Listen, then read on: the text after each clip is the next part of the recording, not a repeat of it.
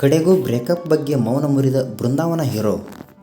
ಏನಿದು ಇವರ complete story ತಿಳಿದುಕೊಳ್ಳೋಣ.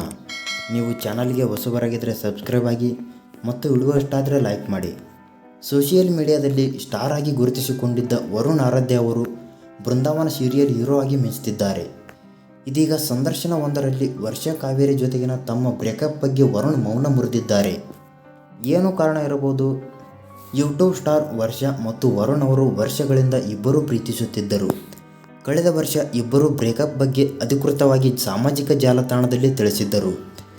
ಇಬ್ಬರು ಬಿಗ್ ಬಾಸ್ಗೆ ಹೋಗಲು ಈಗೆಲ್ಲ ಮಾಡುತ್ತಿದ್ದಾರೆ ಎಂದೇ ಸುದ್ದಿಯಾಗಿದ್ದರು. ಆದರೆ ದೊಡ್ಡಮನೆ ಆಟ ಶುರುವಾದ ಮೇಲೆ ಗಾಸಿಪ್ಗೆ ಬ್ರೇಕ್ ಬಿದ್ದಿತ್ತು. ವರ್ಷಾ ಮತ್ತು ವರುಣ್ ಆರಾಧ್ಯ ಬ್ರೇಕಪ್ ವಿಚಾರ ತಿಳಿದಿತ್ತು. ಆದರೆ ಬ್ರೇಕಪ್ ಯಾಕೆ ಆಯಿತು ಎಂಬ ಅಸಲಿ ವಿಚಾರ ಎಲ್ಲೂ ರಿವೀಲ್ ಆಗಿರಲಿಲ್ಲ. ಈಗ ಮೊದಲ ಬಾರಿಗೆ ವರುಣ್ ಪ್ರತಿಕ್ರಿಯೆ ನೀಡಿದ್ದಾರೆ. ಬ್ರೇಕಪ್ ಬಗ್ಗೆ ಪ್ರಶ್ನೆ ಮಾಡಿದಾಗ ಕಾಲಾಯ ತಸ್ಮೈ ನಮಃ ಎಂದು ಹೇಳಿದ್ದಾರೆ. ಬ್ರೇಕಪ್ ಆಗಬೇಕು ಅಂತಿದ್ದು ಕಾಣುತ್ತೆ, ಬ್ರೇಕಪ್ ಆಯಿತು. ಅದರ ಬಗ್ಗೆ ಮತ್ತೇನೂ ಮಾತು ಬೇಡ ಎಂದು ವರುಣ್ ಆರಾಧ್ಯ ಮಾತನಾಡಿದ್ದಾರೆ.